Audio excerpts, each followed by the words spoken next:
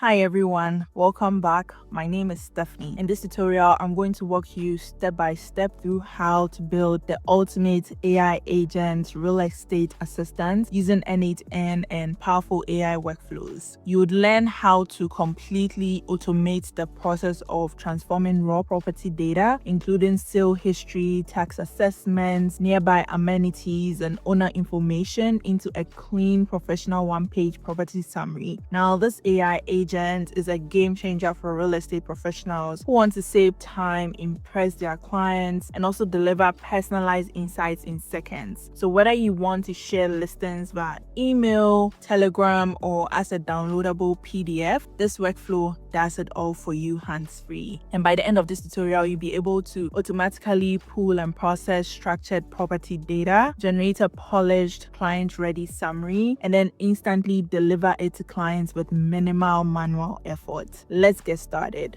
So to start with, I'm going to first demo how this AI agent works.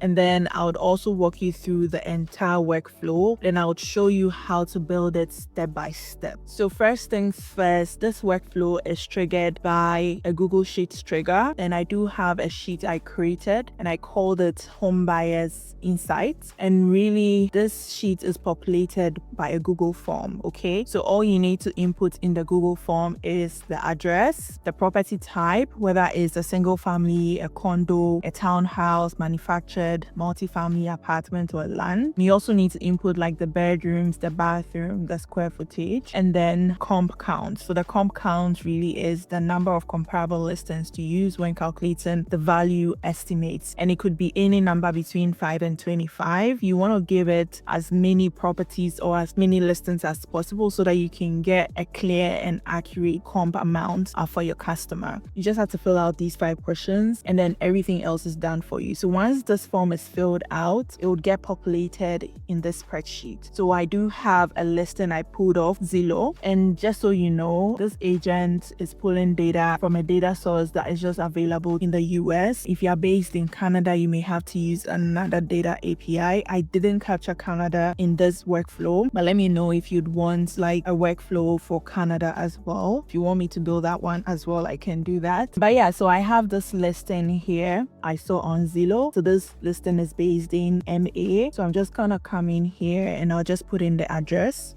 of the listing. So let me go into the form itself. So I'm gonna fill out the form. So it's first asking for my email. So I'm gonna put my email in there.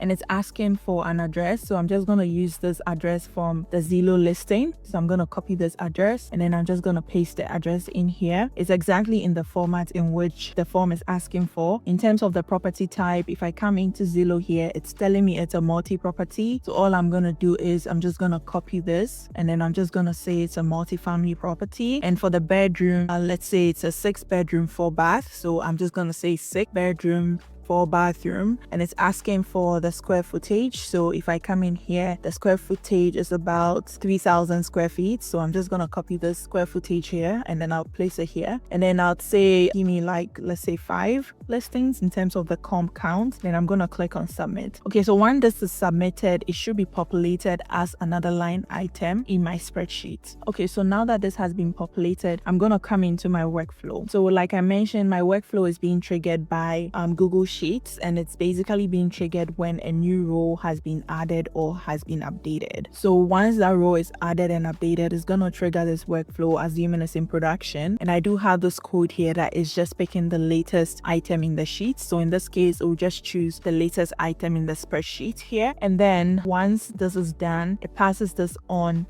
into the Rentcast API. So in order to get data from the US, I'm using an API it's called Rentcast.io, and it gives you about like 50 free calls within a month. So if you're just using this for like your personal project, then you could basically use this one. But if you want to sort of like commercialize this, then you may want to go for the paid version. So I'm using the free version right now. So that's where I'm pulling all the property information. So if you come into their documentation, you'd see that that once you enter like the address and you enter the required field, which is really the address, the property type, bedrooms, bathroom, and then the com count, it would give you details of the property. So it'll give you like details like task assessment, property tag history, last sale date information, and all that. So that is the output of that. And then once I get that information, I'm also passing it through a Google Place API. So if I come in here, I'm just using a Google Places API. And the reason why I'm using this is because I sort of want to get information about amenities and places in that vicinity. So that's why I'm using the Google Places API. So I'm using the Google Places API, and I am also getting information about the property. And then I have a code in here that is really returning the last sale price, because at the end of the day, the report I want to generate for the client, at the end of the day, this report can change. But for the purposes of this tutorial, I just wanted to focus on the last sale price, the last sale dates, the year built, the land value, the improvement value, and some other fields as well. So this is being calculated in this code. Don't worry, I'm going to leave a link to the template so that you can download it and try it out yourself as well in the description box. And then I pass it on to my AI agent, my model in here, and I have like a system prompt that really generates the one-page report for us, including all the calculated fields and all the fields that were derived from the API call earlier on. And then I create a document. So this report is pretty basic just because I'm just showing you the basic of it. So this gives you just like a plain one-page sample report. If you want to have like a more fancy API, then you may want to pay for an API that would allow you to like add a lot more colors,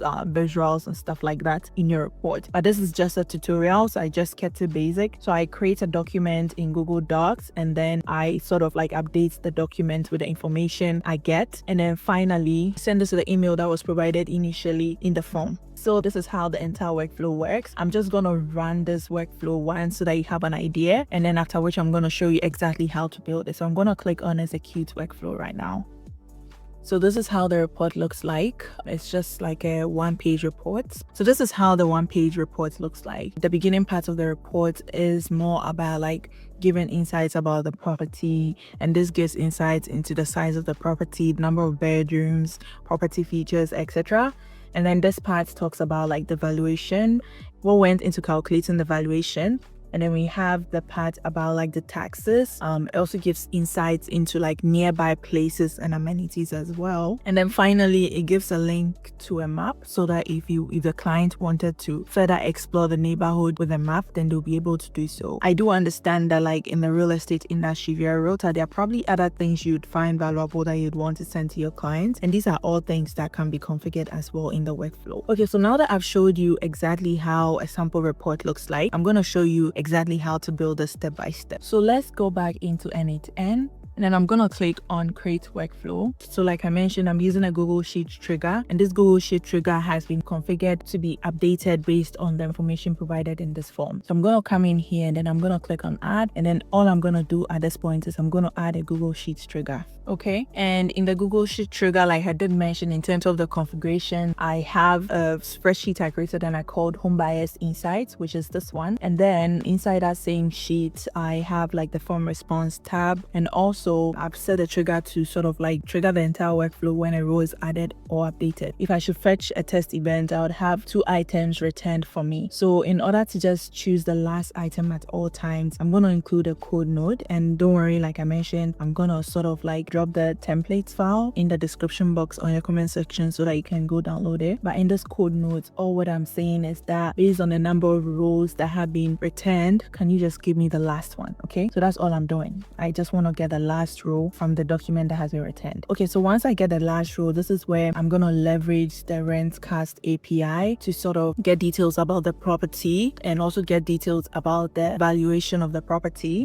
which I would eventually pass into like Google Place API and also pass into my model to sort of work on the data for me. So I'm using the Rentcast API. Like I mentioned, it gives you about 50 API requests for a month. So if you're using this as like a side project to test things out, then this definitely works fine.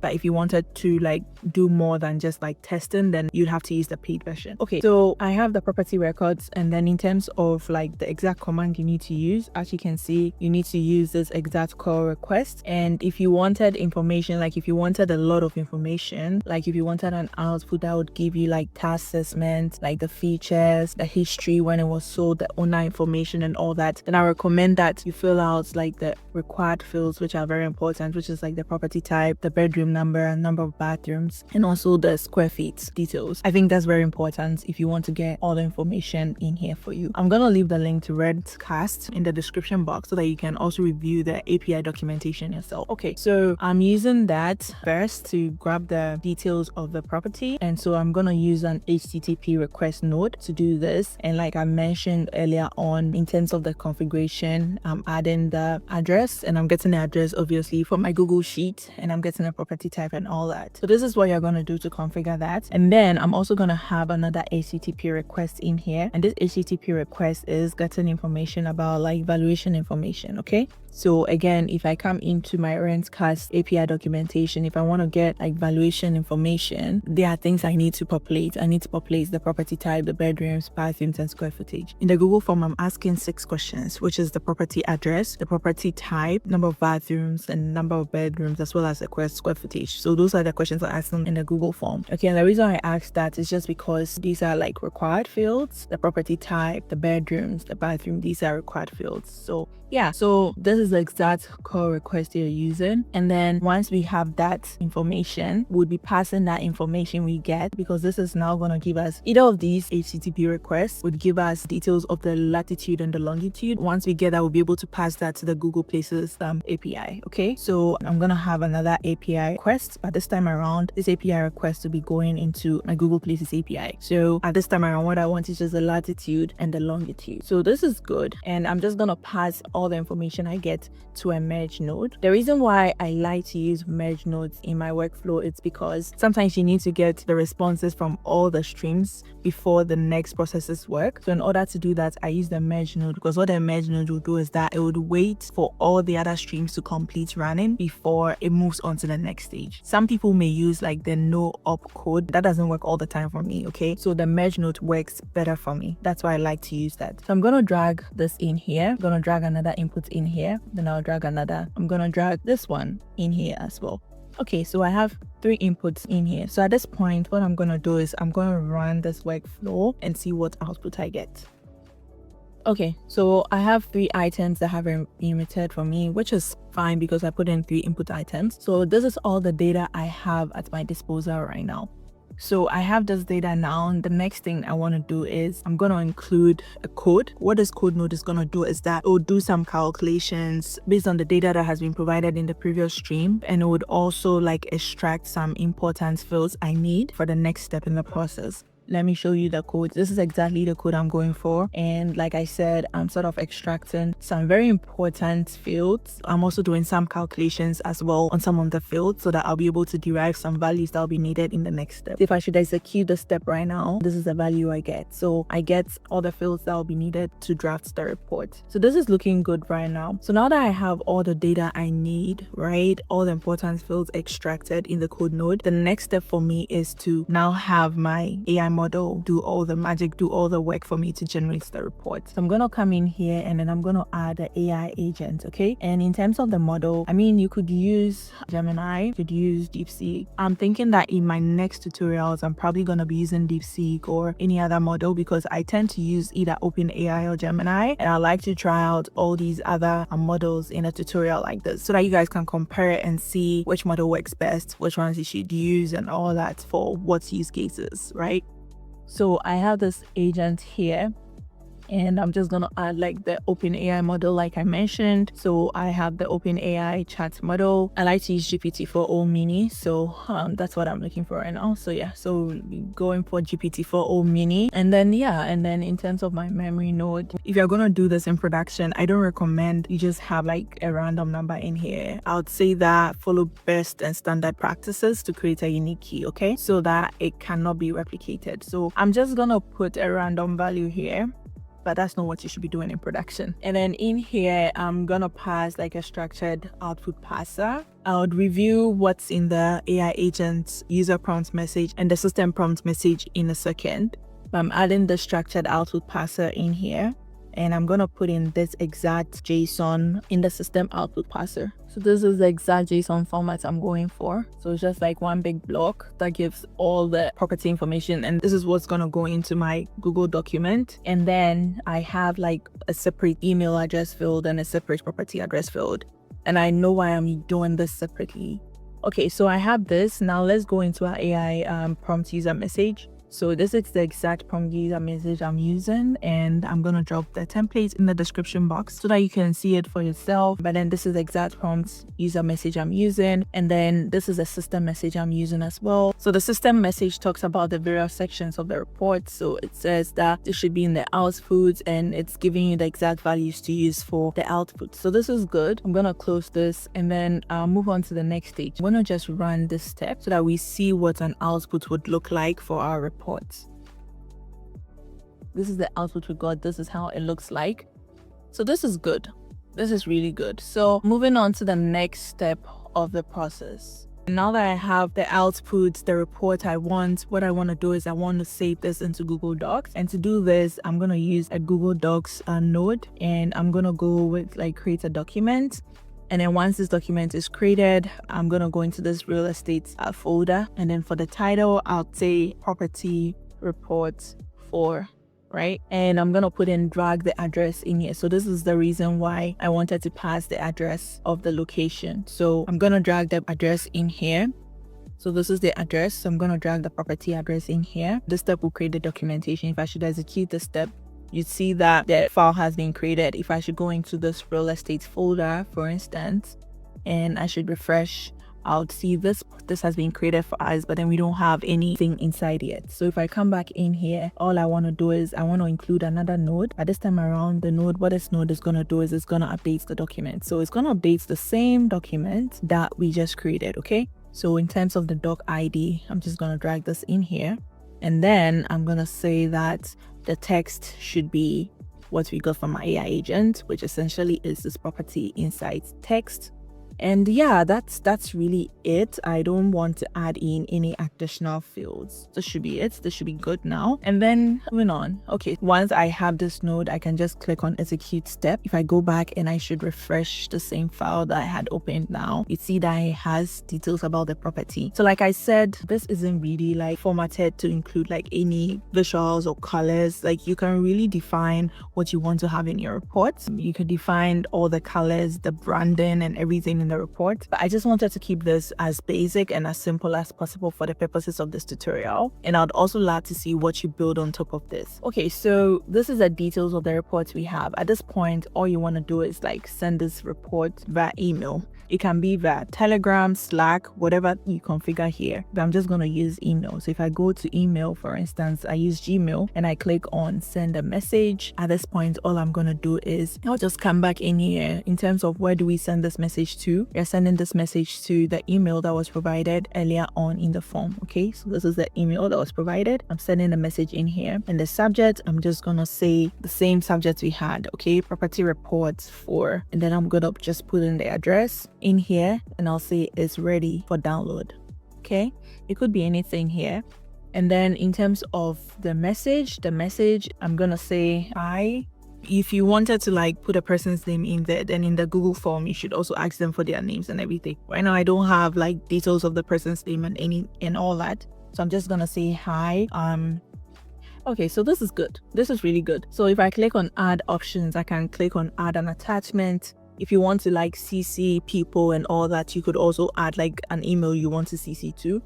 And then add attachment, I'm just going to say data. because I'm adding an attachment, I first need to download it from Google Drive. Okay, so I'm gonna come here and download the file first so that the file will be downloaded, and then I'll have a binary file. And once I have the binary file, I'll be able to sort of like work with that. So I'm gonna come in here and then I'm gonna drag this and I'll say put output file in field. So I have a binary file now. So if I come in here and I want to send the attachments, all I have to do is like use data and it would automatically be propagated from the previous step into this one. So if I should execute this entire node, you'd see that I would get a status as sent, and you could further on put in checks to see if this fails, like log it somewhere, do this, do that. You could do other things with the data you get. Okay, so it tells me that this has been sent. So I'll just go into my email and then I'll just check. Okay, so this has been sent. This is my email. As you can see, we have it, it's available, and this is the data we got. Yeah, so this is the report we got. This is the final report we got. So this is really looking good. Yeah, let me know what you build. If you did find this tutorial helpful, then don't forget to subscribe to my channel, like this video, share, and let me know if you're a real estate agent and you'd like to have something like this built for your company or for your business. Do let me reach out to me. I have my contact details as well in the description box, and let's talk. But for now, thank you for watching and see you in the next one.